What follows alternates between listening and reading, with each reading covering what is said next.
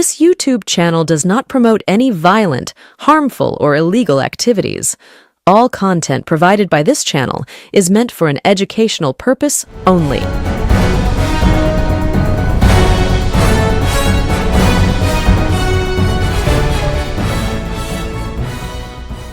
নমস্কার, আমি প্রতিবেদক সায়ন্তন চক্রবর্তী। আপনারা দেখছেন বঙ্গচক্র ইউটিউব চ্যানেল।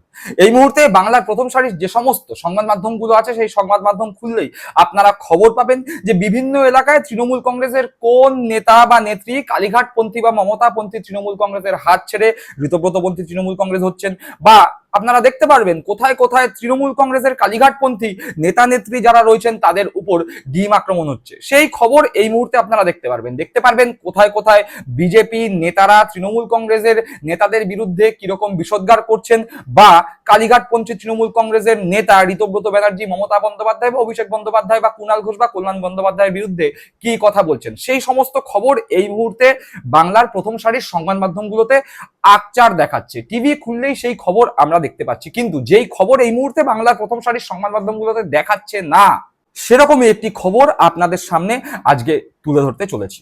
কি সেই খবর আসছি, কিন্তু তার আগে আমরা ইতিমধ্যেই দেখতে পাচ্ছি, জানতে পারছি, শুনতে পারছি যে তৃণমূল কংগ্রেসের বিদ্রোহী সাংসদদের মধ্যে 3 জন সাংসদ কালীঘাটপন্থী তৃণমূল কংগ্রেসে ফিরতে চলেছে। হ্যাঁ, এনসিপিআই দলে যেই 20 জন সাংসদ মার্জ হয়ে গিয়েছিলেন, তার মধ্যে খলিলুর রহমান, আবু তাহের খান, ইউসুফ পাঠান, এই 3 জন নাকি তৃণমূল কংগ্রেসে মমতা বন্দ্যোপাধ্যায়ের কাছে ফিরতে চলেছেন এবং মধ্যস্থতাকারী হিসাবে কাজ করছেন সৌগত রায়। এই ভিডিও আপনারা যেরকম সংবাদ মাধ্যমে দেখেছেন, সমাজ মাধ্যমে দেখেছেন, সেরকম ভাবেই বঙ্গচক্র ইউটিউব চ্যানেলের পর্দায় আমি আপনাদের কাছে সেই তথ্য তুলে ধরেছিলাম।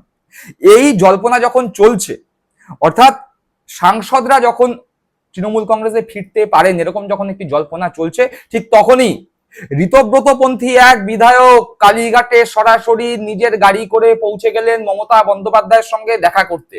আর মনে করা হচ্ছে এই বিধায়কের মাধ্যমেই ঋতব্রত শিবিরে প্রথম ভাঙন সৃষ্টি হলো। কে সেই বিধায়ক, কোথাকার বিধায়ক, তিনি কি বললেন জানাবো, কিন্তু তার আগে আমরা এই যে ভাঙন হবে সেই ভবিষ্যৎবাণী করেছিলাম আমাদের এই ইউটিউব চ্যানেলের পর্দায়। 21শে জুলাই তার প্রথম আভাস পাওয়া গিয়েছিল। আমরা দেখতে পেয়েছিলাম 21শে জুলাইয়ে কিভাবে মমতা বন্দ্যোপাধ্যায়ের সভায় নিচুতলা তৃণমূল কংগ্রেসের নেতা কর্মীদের ঢল নেমেছিল। উল্টো দিকে ঋতব্রত বন্দ্যোপাধ্যায় নবান্নের 14 তলায় গিয়ে শুভেন্দু অধিকারীর সঙ্গে বৈঠক করে সবার স্থান ঠিক করে আসেন। তাদের বৈঠকে পুলিশি প্রহরা দেওয়া হয়, সমস্ত ধরনের সরকারি সুবিধাও দেওয়া হয়। সভা মঞ্চ তৈরি করতে কোন রকম বাধা বিপত্তির সামনে তাদের পড়তে হয়নি। এমনকি তাদের সঙ্গে দক্ষ কলকাতার সংগঠকরা ছিলেন। কারা নেই সেই সংগঠকদের তালিকায়? মদন মিত্র থেকে শুরু করে, ববি হাকিম থেকে শুরু করে, অরূপ বিশ্বাস, জাভেদ আহমেদ খান, একাধিক দক্ষ সংগঠক নিজেদের এলাকায়, যারা চাইলেই সভা মঞ্চ থেকে শুরু করে সবার এলাকা ভরিয়ে দিতে পারতেন। এই সমস্ত বিধায়করা যদি নিজেদের এলাকায় হুইপ জারি করতেন, তাহলে সেই সভা উপচে পড়তো লোক। তাহলে এই বিধায়করা ব্যর্থ হলেন কেন? ব্যর্থ হলেন ওই একটাই কথা, দিদির ছবি সরবে যাবে, বন্ধু সেদিন খেলা হবে। এরা বুঝতে পেরে গিয়েছে যে মমতা বন্দ্যোপাধ্যায় নেই, তাই হাজার চেষ্টা করেও সভায় লোক আনা যাচ্ছে না। আর সেদিন সভায় লোক আসেনি, এটা তো বোঝা গেল। তার কারণ নিচুতলার তৃণমূল কংগ্রেস কর্মীরা মমতা বন্দ্যোপাধ্যায়কে দেখেই তৃণমূল কংগ্রেসটা করে, বাদ বাকি কোনো নেতাদের মূল্য তাদের কাছে নেই, তাই সেখানে তৃণমূল কংগ্রেস কর্মীদের ভিড় হয়নি। কিন্তু যারা বিধায়ক, যে 65 জন বিধায়কের কথা ঋতব্রত বন্দ্যোপাধ্যায় বারে বারে বলেন যে আমার সঙ্গে 65 জন বিধায়ক রয়েছে, আমরাই তৃণমূল, আমাদেরই তো দল, দলের নাম, দলের তহবিল, দলের প্রতীক সব আমাদের, কিন্তু নির্বাচন কমিশনের কাছে সেটা প্রমাণ করতে বারে বারে ব্যর্থ হচ্ছে। কালীঘাটপন্থী তৃণমূল কংগ্রেস ইতিমধ্যেই 6ই জুলাই নিজেদের পক্ষ থেকে সমস্ত তথ্য দিয়ে এসে দাবি করেছেন যে হ্যাঁ, এই দল আমাদের দল, কিন্তু ঋতব্রত বন্দ্যোপাধ্যায়ের কাছে নির্বাচন কমিশনের পক্ষ থেকে চিঠি দেওয়া হলেও তারা বারংবার ডেট ফেল করছে, দিতে পারছে না। 25 তারিখ লাস্ট ডেট চলে গেছে, এখনো পর্যন্ত ঋতব্রত বন্দ্যোপাধ্যায়রা প্রমাণ করতে পারেনি যে তারাই আসল তৃণমূল কংগ্রেস। সুতরাং আগামী দিনে তারা যে আসল তৃণমূল কংগ্রেস সেটা বলার জায়গায় তারা থাকবেন কিনা নিয়ে প্রশ্নচিহ্ন উঠছে। আর এই প্রশ্নচিহ্ন যখন উঠছে, তখনই 21শে জুলাই সভা হলো। ভাবা গেছিল এই সভা দিয়েই মমতা বন্দ্যোপাধ্যায়কে বার্তা দেওয়া যাবে যে দেখো আমরাই আসল তৃণমূল। সেই চেষ্টায় জল ঢেলে দিয়েছে তৃণমূল কংগ্রেসের নিচুতলার কর্মীরা, এবং একই সাথে সেই সভাতে 32 জন তৃণমূল কংগ্রেসের বিধায়ক যারা ঋতব্রতপন্থী হয়েছেন, ওই 65-র মধ্যে 32 জন তৃণমূল কংগ্রেসের বিধায়ক অনুপস্থিত ছিলেন।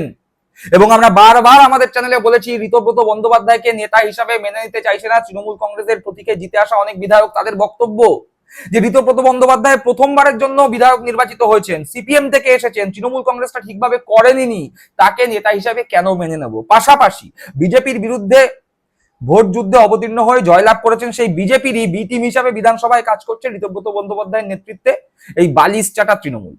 ফলে তৃণমূল কংগ্রেসের প্রতীকে যারা জিতে এসেছেন, যারা বিধায়ক হয়েছেন, তারা কোথাও না কোথাও বুঝতে পারছেন যে নিজের এলাকায় তাদের গ্রহণযোগ্যতা একেবারে শূন্য হচ্ছে। নিজেদের মধ্যেই একটা অস্বস্তিকর পরিবেশ তৈরি হয়েছিল ঋতব্রত পন্থী তৃণমূল কংগ্রেসের অভ্যন্তরে। আর মনে করা হচ্ছিল খুব দ্রুত ভাঙন ঘটবে এবং সেই ভাঙনের শুরুয়াত গতকাল হয়ে গিয়েছে। ঘটনাচক্রে আজ আগস্ট মাসের প্রথম রোববার এবং আগস্ট মাসের প্রথম রোববারকেই বলা হয় বন্ধু দিবস, ফ্রেন্ডশিপ ডে, বন্ধুত্বের দিন। আর এই বন্ধুত্বের দিনেই এমন একটি খবর ঋতব্রত বন্দ্যোপাধ্যায় ঘুম থেকে উঠে সকালবেলা পাবেন যা তার মাথা ঘুরিয়ে দেওয়ার জন্য যথেষ্ট। কি যাদের বন্ধু মনে করেছিলেন এবং মমতা বন্দ্যোপাধ্যায়ের বন্ধু তালিকা থেকে একে একে বন্ধু কেটে এনে নিজের বন্ধু তালিকায় যোগ করেছিলেন, সেরকমই একজন বিধায়ক ঋতব্রত বন্দ্যোপাধ্যায়ের হাত ছেড়ে কালীঘাটে মমতা বন্দ্যোপাধ্যায়ের সঙ্গে দেখা করতে গেছেন। এবং সেই বিধায়ক বসিরহাট উত্তরের মোহাম্মদ তৌসিফুর রহমান, তিনি সরাসরি পৌঁছে গিয়েছেন কালীঘাটে মমতা বন্দ্যোপাধ্যায়ের সঙ্গে দেখা করতে। সেই ভিডিও, সেই দৃশ্য দেখাবো। তার আগে তৌসিফুর রহমান নিজের ফেসবুকে কি পোস্ট করেছেন, তিনি নিজের ফেসবুক পোস্টে লিখছেন, আমি আগেই বলেছিলাম দিদির সঙ্গে ছিলাম, দিদির সঙ্গে আছি, দিদির সঙ্গেই থাকবো, মোহাম্মদ তৌসিফুর রহমান, বসিরহাট উত্তর বিধানসভা। আর এটা তিনি পোস্ট করেছেন কবে? এটা তিনি পোস্ট করেছেন গতকাল তিনি এটা পোস্ট করে বলেছেন, অর্থাৎ 1 আগস্ট নিজের ফেসবুকে তৌসিফুর রহমান এটা পোস্ট করে বলেছেন। অর্থাৎ তৌসিফুর রহমান ঋতব্রতপন্থী তৃণমূল কংগ্রেসের 65 বিধায়কের প্রথম বিধায়ক, যিনি ঋতব্রত বন্দ্যোপাধ্যায়ের হাত ছাড়তে চলেছেন। এবং এই তালিকাটা আরো দীর্ঘ হবে। তার কারণ সুখে নেই, ভালো নেই ঋতব্রতপন্থী তৃণমূল কংগ্রেসের বিধায়করা। হাতে গোনা 7-8 জন বিধায়ক যারা ঋতব্রতপন্থী তৃণমূল কংগ্রেস হয়েছে, তারা চাইছে যে না, ঋতব্রতপন্থী তৃণমূল কংগ্রেসের হয়েই তারা বিরোধী দলটা করবে, আসলে বিজেপি বিটিভি হিসাবে কাজ করবে। কিন্তু 50-এর বেশি বিধায়ক অখুশি, 50-এর বেশি বিধায়ক নিজেরা আত্মগ্লানিতে ভুগছেন, এলাকায় মানুষের সঙ্গে দেখা করতে পারছেন না। শুভানুদ্দায়ী বা নিজেদের ঘনিষ্ঠ মহলের যে সমস্ত ব্যক্তিরা আছে তাদের সঙ্গে পরামর্শ করে সিদ্ধান্তে উপনীত হচ্ছেন যে যেই সিদ্ধান্ত তারা নিয়েছেন ঋতব্রত বন্দ্যোপাধ্যায়ের সঙ্গে হাত মিলিয়ে, সেই সিদ্ধান্ত ভুল সিদ্ধান্ত। বলাই বাহুল্য, তৌসিফুর রহমানের দেখানো পথে হেঁটে আগামী দিনে খুব দ্রুততার সঙ্গে অন্তত পক্ষে 15 থেকে 20 জন বিধায়ক কালীঘাটে মমতা বন্দ্যোপাধ্যায়ের কাছে ফিরতে চলেছেন বলেই খবর। আর এখন দেখুন তৌসিফুর রহমান মমতা বন্দ্যোপাধ্যায়ের বাড়ির সামনে দাঁড়িয়ে ঠিক কি বললেন।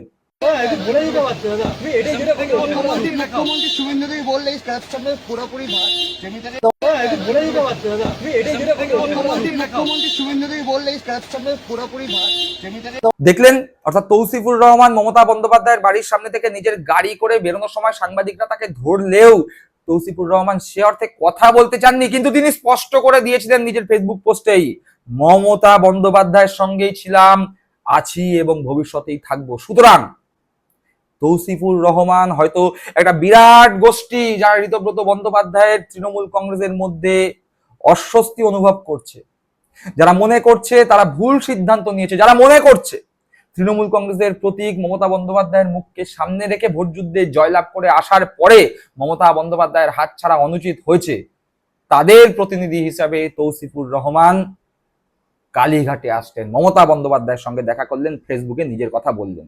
আর এই কথা আগামী দিনে যে কথা বললাম, আরো অন্তত পক্ষে 15 থেকে 20 জন বিধায়ক খুব দ্রুততার সঙ্গেই আগস্ট মাসের মধ্যেই বলবে। আর তারপর পুজোর সিজনটা যেতে দিন, এরকম কথা অনেকেই বলবে। শুধু বিধায়ক নয়, আরো লাইনে আছে 14 জন সাংসদ। কি হতে চলেছে সেই 14 জন সাংসদের সঙ্গে? কারা ফিরতে পারেন, কারা আলাপ আলোচনায় বসেছেন কালীঘাটের সঙ্গে, দেখাবো আমাদের অন্য পর্বে। সঙ্গে থাকুন, দেখতে থাকুন আমাদের এই ইউটিউব চ্যানেল বঙ্গচক্ষু।